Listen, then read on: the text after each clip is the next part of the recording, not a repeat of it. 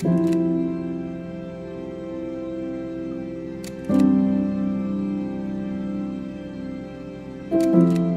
all really started with a wakeboarding accident.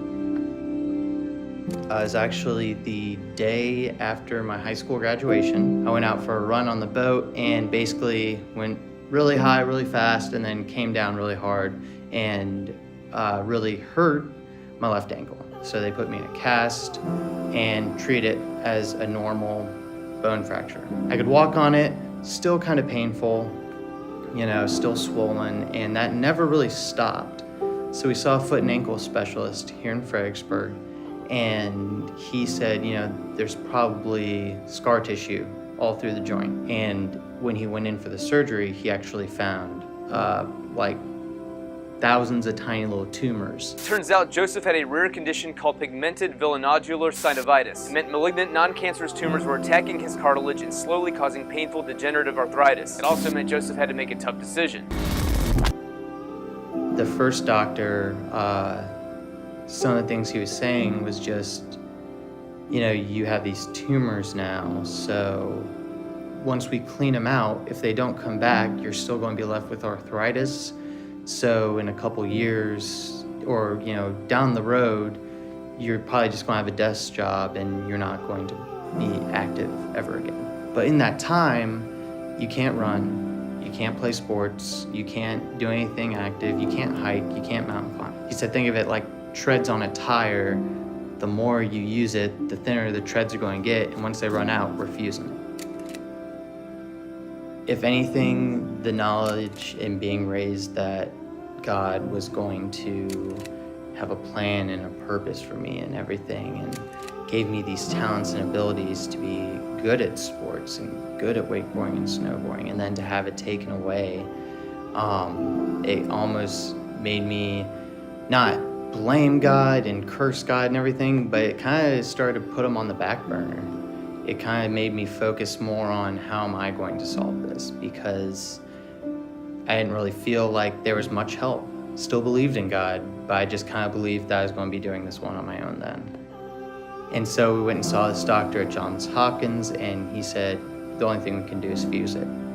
And with the rate your ankle is going and with these tumors, there's a 50-50% chance that the fusion will actually take your pain away, and it's going to be a year-long process. That's when I walked out of the doctor's office, and at that point, I knew logically that amputation was the right choice. You get a prosthetic, you get to run again, you can snowboard, you can do everything you want again. Con is you gotta chop your foot off. So logically it made sense, but emotionally it took a bit more to actually get over to that choice. So we picked a date, June 25th, so the end of June, and it was kind of mid-May at this point. So I had a month before my surgery. So that's when Jonna and I just said, we're going to pack as many things into this last month before the surgery as we can. And that's when we started the Facebook page, Last Adventures of Joe's Left Foot. And so it had like a lot of that weird humor in there about cutting off my left foot. And that helped to be humorous about it, big time.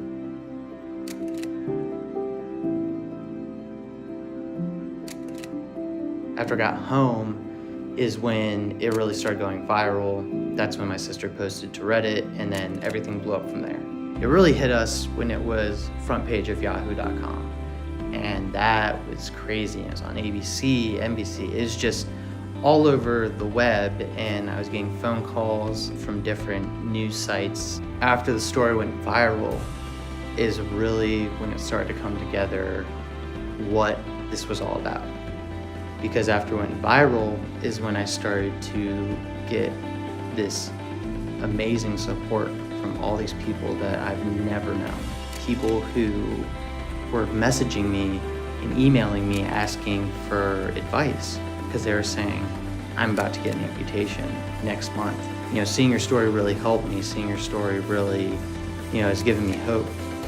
I believe he has grown in himself and in his relationship with God as well as he moves forward and as all these people come forward to talk to him and to speak with him, I think that he sees God in that more and more every day.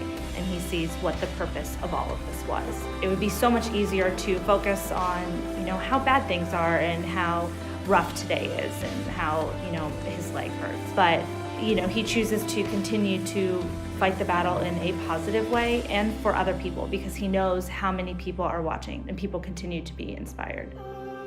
There is an overall plan for everything that happens. This whole painful, long process has been a part of that plan, and there is a reason for it, and I'm really starting to see that God's reason for it is these people that I've been connected with.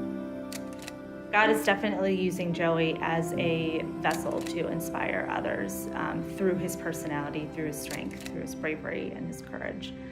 All of those things he built in Joe from the beginning so that Joe could survive this and inspire others.